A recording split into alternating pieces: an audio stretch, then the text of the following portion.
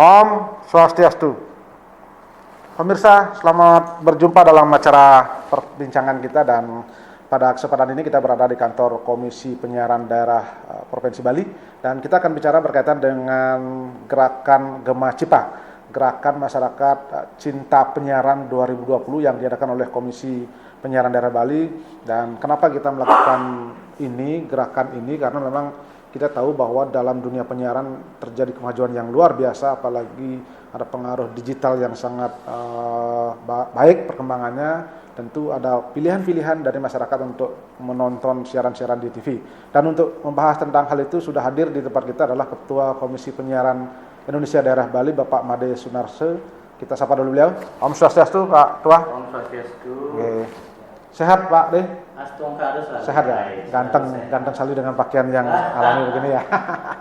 Baik, kita sekarang kan bicara soal Gema Cipa, jadi gerakan masyarakat cinta penyiaran. Dan ini saya lihat memang tahun ini diadakan di akhir tahun. Apa sesungguhnya tujuan dari Gema Cipa ini? Baik Pak Agus, senang sekali nih bisa bincang-bincang.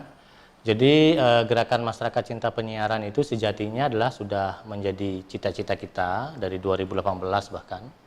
Karena memang dalam dekade ini kan penyiaran itu bilanglah ada keterdesakan begitu ya. Ada munculnya media-media baru dengan sistem digitalisasi di internet kayak online begitu. Nah, jadi ini bagian dari jawaban atas tantangan itu. Karena apa? Karena ketika kita juga larut dalam media-media itu, tidak semuanya juga memberikan manfaat gitu.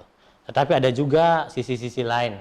Misalkan seperti masuknya hoax terlalu banyak, ada hiburan-hiburan yang tidak sehat yang juga masuk melalui media-media baru itu.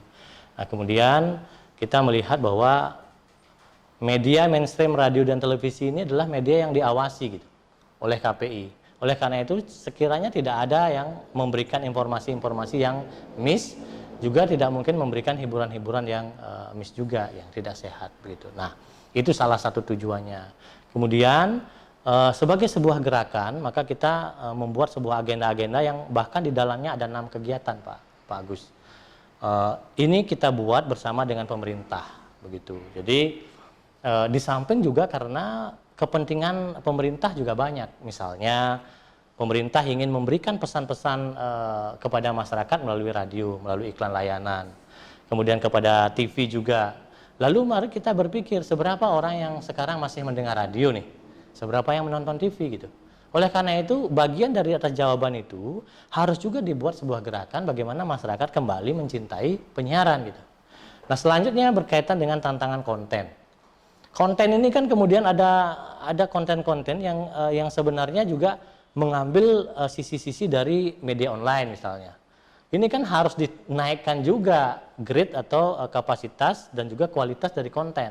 Oleh karena itu dalam 6 kegiatan ini di dalamnya ada termasuk salah satunya adalah untuk meningkatkan konten dan juga kapasitas dan kualitas konten. Jadi ada beberapa kegiatan, 6 kegiatan ya. Itu melibatkan dunia penyiaran dan melibatkan juga masyarakat.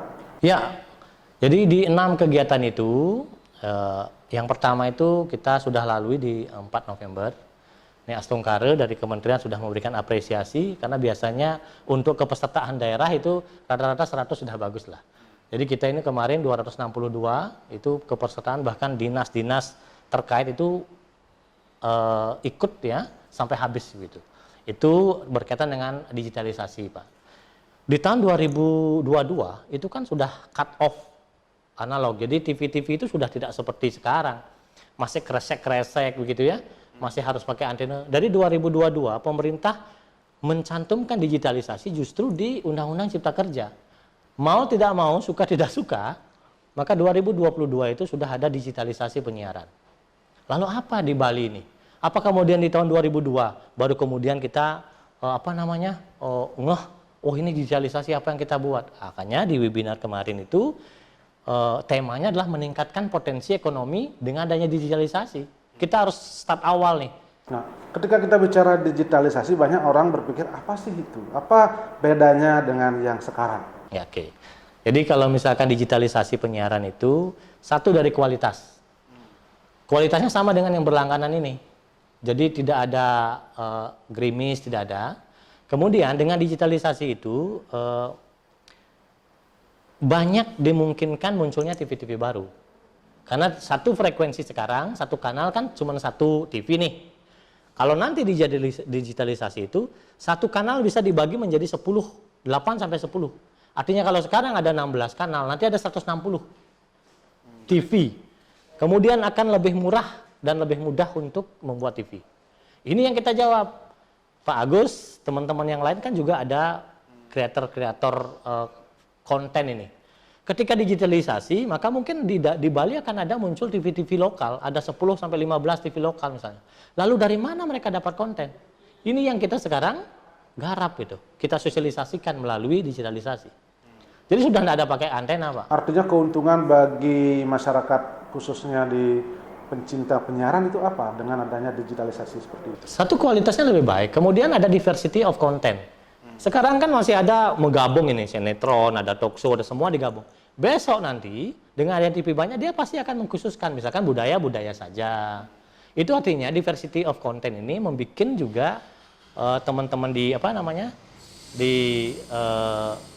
masyarakat itu jauh lebih bisa memilih mana kualitas-kualitas yang baik. Artinya ada banyak pilihan. Ada banyak pilihan dan karena sekarang sifatnya kualitas baik, tentu pasti TV akan memilih provider konten yang baik. Itu. Jadi tinggal membuat, kalau misalkan TV-nya TV smart, TV yang sudah digital, tidak perlu ada box. Kalau misalkan masih TV-TV yang kayak sekarang nih, analog, jadi tinggal menambahkan set box aja. Artinya tidak perlu ganti TV? Tidak perlu ganti TV. Kalau yang sekarang sudah banyak yang digital TV kan, tinggal ada ATV, analog TV gitu kan di remote, ada GTV, DTV, itu artinya digital TV. Tinggal mencet itu aja, artinya di TV itu sudah ada perangkat digital. Jadi lebih gampang. Nah, itulah kemudian di acara kedua kita buat iklan lomba iklan layanan masyarakat cinta penyiaran tentang bagaimana menggugah provider konten ini untuk membuat iklan layanan masyarakat, kita lombakan agar tidak sekedar hanya lucu, tidak hanya sekedar kasar. Kita sekarang gugah mereka, mari kita buat acara keduanya dari Gema Cipa adalah lomba iklan layanan masyarakat cintai penyiaran. Setidak-tidaknya kan provider kontennya belajar tentang bagaimana siaran gitu. Nah nanti ketika TV-nya sudah banyak, TV-nya bagus, jangan kemudian mengandalkan asal lucu, asal kasar, nanti tidak bisa masuk. Itu yang kita lakukan sekarang. Jadi kita ini ingin mencoba untuk bagaimana KPID bersama masyarakat menyambut digitalisasi 2022 itu jangan telat gitu.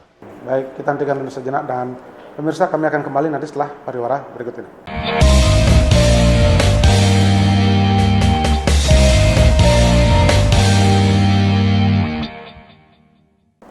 Pemirsa, masih dalam acara perbincangan kita berkaitan dengan tema kita Gema Cipa.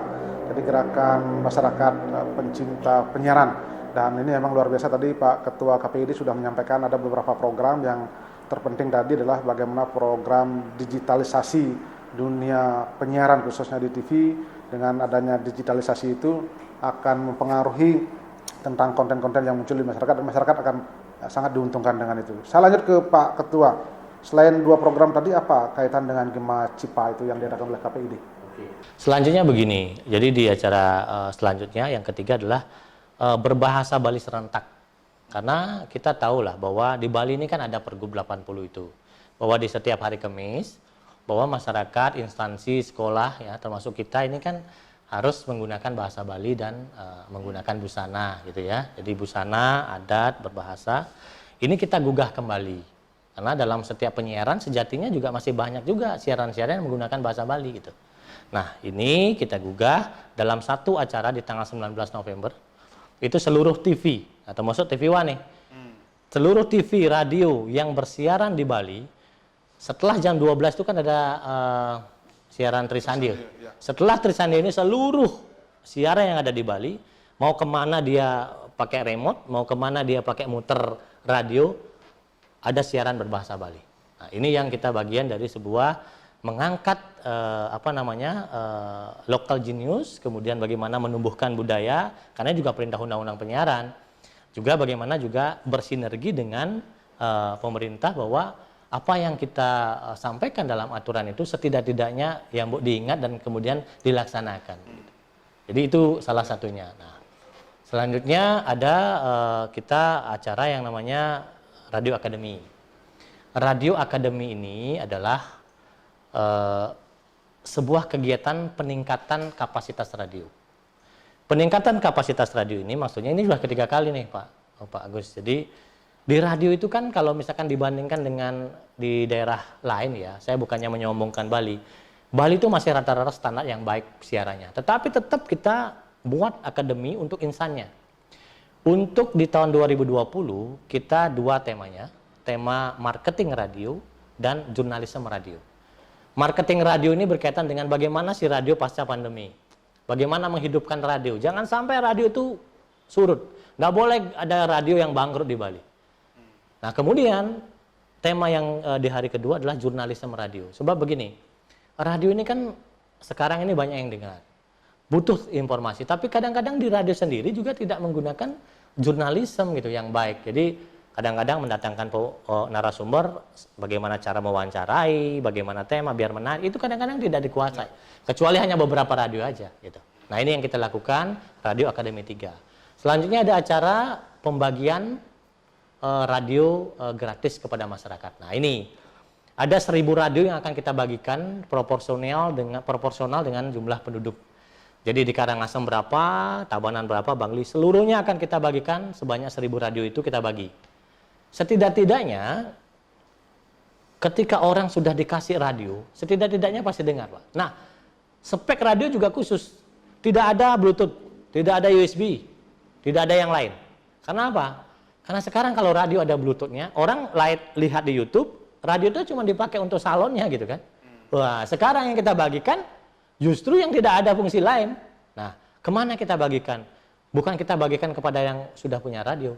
Di dalam tor kita, itu kita bagikan ke masyarakat yang misalkan di nelayan, komunitas pedagang di pasar-pasar, komunitas di pemuda atau apa. Jadi jelas dan tidak kita on air. Kalau on air itu kan dulu pakai kuis, ya. Kalau pakai kuis ini orang sudah punya radio, ngapain kasih radio gitu loh. Nah ini jadi ini adalah gerakan untuk bagaimana mencintai dengan memberikan benar-benar nyata radio. Kan biasa Pak Jokowi bilang radio satu suara berjuta telinga begitu. Nah kalau misalkan tidak ada telinga yang mendengar radio kan satu suara doang. Nah itulah. Nah acara puncaknya itu adalah di KPID Award. Jadi di anugerah KPID Award itu adalah bagaimana kita memberikan anugerah dan penghargaan kepada radio dan televisi yang acara-acaranya, yang kategori yang kita lombakan itu baik. Karena di samping kita mengawasi, kita juga sering jewer ya dengan sanksi-sanksi. Yang sudah baik ya kita berikan anugerah, kita berikan apresiasi. Itu di tanggal 29 November itulah puncak kegiatan kita Gema Cipa untuk memberikan anugerah dan juga memberikan apresiasi. Nah di sana juga kita akan berikan yang lomba ILM yang tadi saya sampaikan yang juara itu kita bagikan di tanggal 29. Ya. Jadi itu rangkaiannya. Ya. Jadi cukup banyak ya. Jadi sebetulnya kan tujuannya bagaimana bermuara masyarakat mencintai penyiaran. Tapi sisi lain bagaimana pandangan dari KPID dengan banyaknya konten-konten yang disiarkan tidak melalui televisi sebetulnya. Ada Netflix, ada yang sebagainya. Sehingga itu kan sangat berpengaruh juga kepada minat orang untuk menonton TV, mendengar radio seperti itu. Ya terima kasih. Sebenarnya ini sedih kita juga. Sedih kita di KPI karena nyaris ketika kita, ini di Gema Cipa ini kan kita juga gemakan tidak di tingkat masyarakat. Tapi kita datang ke kepala daerah, Badung misalnya, Gianyar, Kabupaten Gianyar, bupatinya itu, PLT Bupati ya, sama Bupati Gianyar, Bangli, Bupati Bangli, kemudian Pak Wali Kota, semua menyoroti ini. Bagaimana KPI menyikapi nih, kalau yang tidak disiarkan di radio dan televisi. Nah ini yang sebenarnya sudah menjadi gerakan bersama juga, agar ada yang mengawasi. Tidak pun KPI, tidak apa-apa gitu. Nah ini kan maunya direvisi undang-undang tentang penyiaran, kita mau diberikan ranah untuk mengawasi itu juga. Cuman tentu regulasinya ya, tentu software, piranti, hardware, brandware itu memang harus disiapkan. Tapi memang harus ada secepatnya gerakan itu. Karena apa? Karena kita sendiri juga kepengen, karena gini, seperti tuntutan kemarin kan ada tuntutan MNC ya, ke ke MK berkaitan dengan siaran yang di luar TV dan radio. Sebenarnya di KPI harus itu diselesaikan. Kenapa? Ini iklim tidak sehat lagi. Yang lain boleh menyiarkan tanpa diawasi, apa saja boleh. Sedangkan yang di televisi, radio kita awasin. kan iklimnya tidak baik gitu. Nah ini mudah-mudahan menjadi gerakan bersama, karena kemarin saya dengan Pak Bupati Gianyar itu, bila perlu ada petisi itu, karena kita memang sudah berharap ada yang mengawasi, biar ini menjadi tertib gitu. Ya, baik. Jadi begitu Pak, jadi ini sudah menjadi arah lah. Baik, kita hentikan dulu sejenak dan pemirsa kami akan kembali setelah pariwara berikut ini.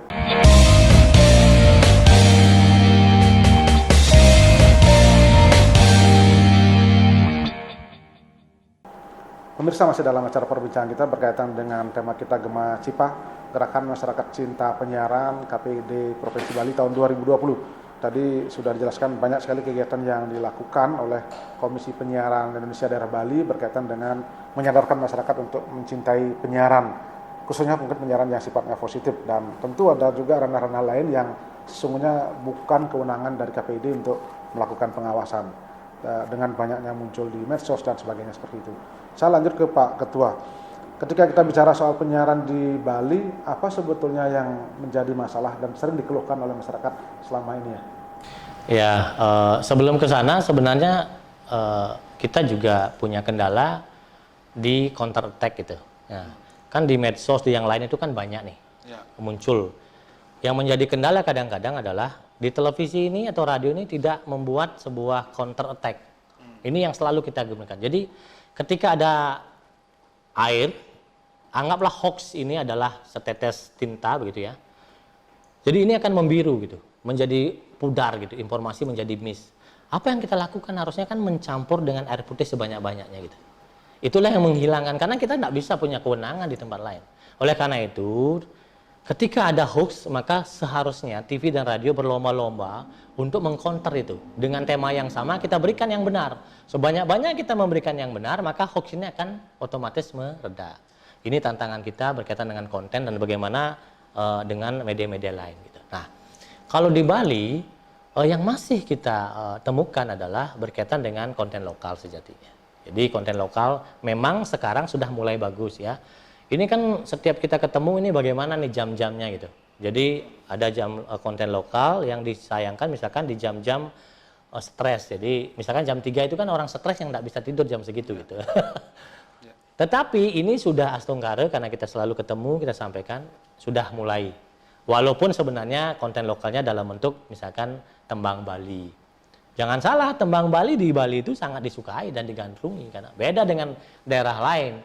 Nah, itu sudah mulai. Jadi ini tantangan-tantangan yang memang sebelumnya sepenuhnya belum selesai. Tapi kan kita sekarang udah menggunakan sistem raport, Pak. Ya, jadi raport ini kita kasih ke mereka. Ini loh, 10% Anda itu ternyata hanya 6% di jam yang kami terima. Artinya ada kewajiban TV-TV lokal itu harus minimal 10%. TV berjaringan ini kan harusnya kan 10%, tapi mereka rata-rata sudah 10%. Biar nggak salah nih, TV-TV itu sebenarnya sudah 10%, cuman kadang-kadang 5%-nya ada di jam hantu, ya.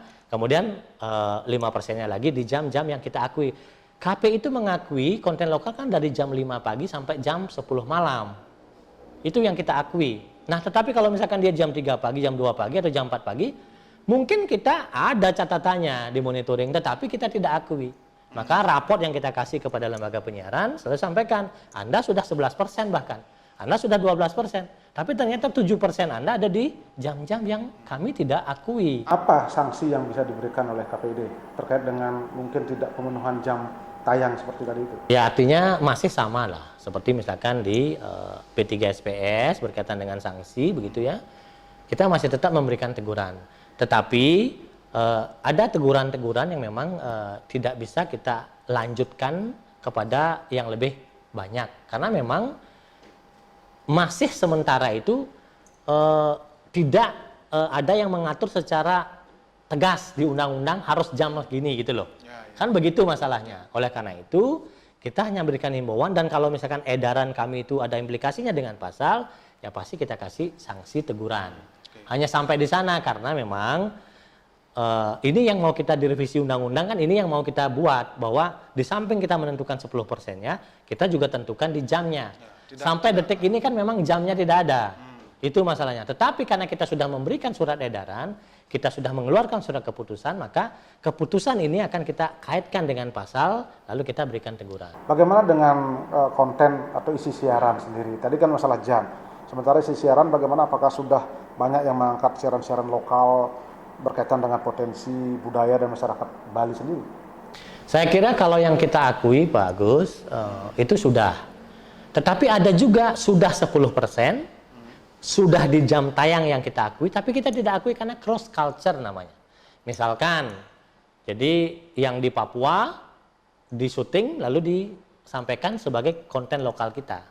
Ini memang kan diajukan oleh lembaga penyiaran agar cross culture ini biar diakui juga sebagai konten lokal.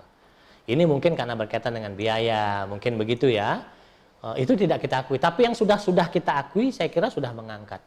Misalkan di TV ini selalu mewawancarai misalnya orang-orang yang memang punya pengaruh kebudayaan, orang Bali kayak begitu ya. Itu saya kira sudah sangat mengangkat konten lokal baik secara SDM. Karena pengertian lokal itu, pengertian siaran lokal adalah dibuatnya di daerah, menggunakan SDM lokal gitu ya, mengangkat potensi perekonomian lokal. Itu pengertiannya di undang-undang. Ya. Ya. Selama ini ada nggak semacam teguran-teguran khusus atau mungkin peringatan sampai kewenangan KPI digunakan untuk misalnya memberikan sanksi khusus kepada penyiaran-penyiaran di Bali? Yang berkaitan dengan lokal ini atau? Dengan yang lokal, misalnya hal-hal sanksi-sanksi yang diberikan dalam bentuk apa saja biasanya kepada? Oh ya, begini, kita itu tidak hanya kalau lokal itu. Kalau TV biasa sampai sanksi kedua, artinya begini, kita bagi menjadi 4 rata-rata. Kan nanti saya kasih kalau memang mau data, jadi kita buatkan grafik di sana, mana yang kaitannya dengan SARA, mana kaitannya dengan nafsa, kekerasan, gitu biasanya, ya dengan pornografi, 4. Kita grafikkan. Jadi ada grafik pie dalam bulan ini, kita kan biasanya hari Jumat keramat namanya, pleno untuk menentukan sanksi itu hari Jumat. Nah, rata-rata kalau di Bali itu sanksi yang kita berikan adalah yang berkaitan dengan kekerasan, misalkan sinetron atau misalkan apa yang berdarah-darah masih menunjukkan kekerasan, sama nafsa. Biasanya rata-rata yang masih menunjukkan ada orang merokok yang terlalu kelihatan, sisanya pornografi. Kalau misalkan hal-hal yang berkaitan dengan nafsa di luar itu, kalau SARA sedikit. Jadi di 4 kita kategorikan dan apa saja sanksinya, karena kita memang berjenjang sesuai dengan undang-undang, sesuai dengan P3SPS, itu rata-rata mereka sampai di teguran tertulis sudah memperbaiki. Jadi tidak ada lagi ini. Nah kemudian yang berkaitan dengan testimoni, itu yang kadang-kadang banyak, terutama di iklan. Nah, ini yang kita sudah tegur, tapi sudah diperbaharui dan juga diperbaiki. Jadi rata-rata 4 kategori besar ditambah dengan testimoni di iklan itu. Terakhir mungkin harapan Pak Ketua KPID kepada masyarakat, termasuk juga kepada dunia penyiaran, agar kita sama-sama menciptakan dunia penyiaran yang sehat dan berpendidikan, silakan. Jadi kalau kepada insan penyiaran, ada dan tidak ada KPI, harusnya buat penyiaran itu baik. Lakukan penyiaran dengan sebaik-baiknya karena Anda, teman-teman di lembaga penyiaran, itu amanahnya undang-undang. Undang-undang 32 2002. Artinya tidak harus diawasi untuk membuat penyiaran yang baik. Karena memang ini dipakai untuk kepentingan masyarakat dan anak cucu. Anak cucu yang cerdas tentu menjadi kebanggaan kita. Kemudian kepada masyarakat, janganlah kemudian bangga menjadi generasi penunduk. Generasi penunduk yang hanya melihat dan melihat ke bawah, misalkan gadget ya, mulailah untuk menjadi generasi yang mendengar dan melihat. Gitu. Karena yang didengar dan dilihat itu adalah bagian dari sesuatu yang membuat kita memiliki proses. Kemudian ada tingkat kepercayaan kepada TV dan radio, karena apa? Karena kita mengawasi. Jadi demikian saya kira di sisi masyarakat kita harus gelorakan untuk tetap mencintai penyiaran. Di sisi siaran harus juga tetap meningkatkan kapasitas dan kualitas siaran. Baik, terima kasih Pak Ketua KPID Pak Made Sunarso atas waktunya dan perbincangannya. Mudah-mudahan ini bisa memberikan inspirasi dan juga sekaligus informasi kepada masyarakat dan khusus kepada dunia penyiaran ya. Terima kasih atas waktunya, mudah-mudahan sukses untuk mengacipanya. Dan pemirsa, demikian tadi perbincangan kami dan seluruh kerabat kerja yang bertugas mengucapkan terima kasih atas perhatian dan kebersamaan Anda, dan kami akhiri dengan Param Santi. Om Santi Santi Santi Om.